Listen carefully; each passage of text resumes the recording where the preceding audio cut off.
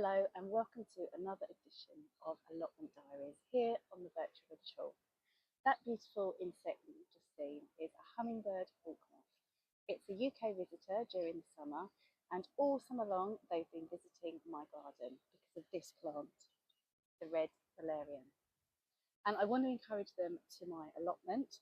So I took some seeds earlier in the year from the plants, and I've grown the seedlings on, and I'm going to be planting them out today. I often take seeds from plants because it's like getting plants for free, and who doesn't love a freebie? Plants make seeds in lots of different ways, which means you have to collect them in different ways. This time last year, I was collecting seed from my heritage Buffalo Hall tomatoes, and now we've come full circle, and the harvest is done, and I'm collecting seed again. It's really easy to do, if not a little messy, so let me show you how. Take a very ripe tomato, cut it in half, and scoop out the seeds with your thumb. Lay them in a single layer on a piece of kitchen towel and leave to dry for about a week. I used to know a gentleman who would save seeds from supermarket tomatoes and do exactly the same thing. It can work, but it's not foolproof from the supermarket tomatoes if you don't know the heritage of it, because if the tomato is from an F1 variety or it's an open pollinated one, then the seeds often don't grow true to type, which just means you might not get the same tomatoes off the plants that you've sown. Heritage varieties are a much better bet, like the ones that you find at farmers markets.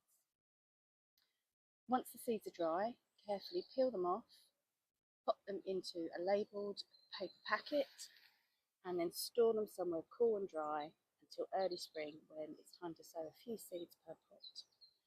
Put on as they grow, plant them out with good support in the summer, keep pinching out the side shoots to encourage fruiting, water and feed, and you'll be rewarded with sweet, juicy tomatoes.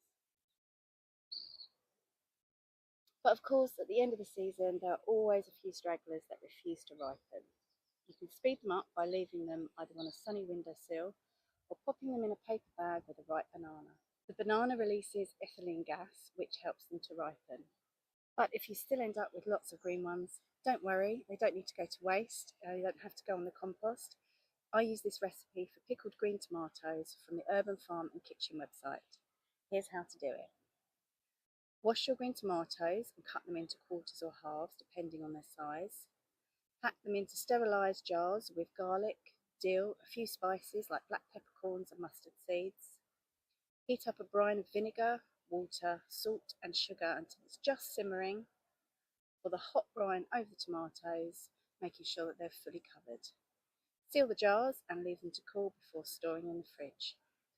After a week or so, they're ready to eat. They're crunchy, tangy and absolutely delicious. A brilliant way to use up those tomatoes that just won't turn red. Now let's step from the kitchen into the greenhouse, where things are hotting up in a different way. I want to show you how my peppers and chilies are getting on. I've got the well-known fiery Scotch bonnets and a variety called white chocolate, which produces a pair of habanero chilies. One is pale, it's white with citrusy heat, and the other is rich chocolate brown with a smoky depth. Together they look and taste amazing. On the sweeter side, I've been growing Corno di Toro Rosso. It's big, long, red peppers that are perfect for roasting. You can eat them fresh in salads too, or stuffed with rice, or just grilled and served with spiced meats. From the warmth of the greenhouse to the sunshine and wind outside, the sweet corn is finally ready, and it's one of those crops that tastes much better if you eat it immediately, because as soon as you pick it, the sugars start turning to starch.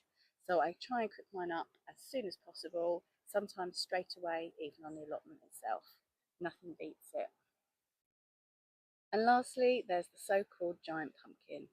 It's not a patch on last year's, but I'm sure it's going to taste good. As one of my old allotment neighbours used to say, there's always next year. And that neighbour was actually one of the first people I met on the site, on my allotment, when I first took it on 20 years ago. So next month I'll be celebrating 2 decades of growing, and I'll be sharing some of the before and after photos with you, and also what I've learned over the last 20 years. So until then, take care and happy gardening. Bye.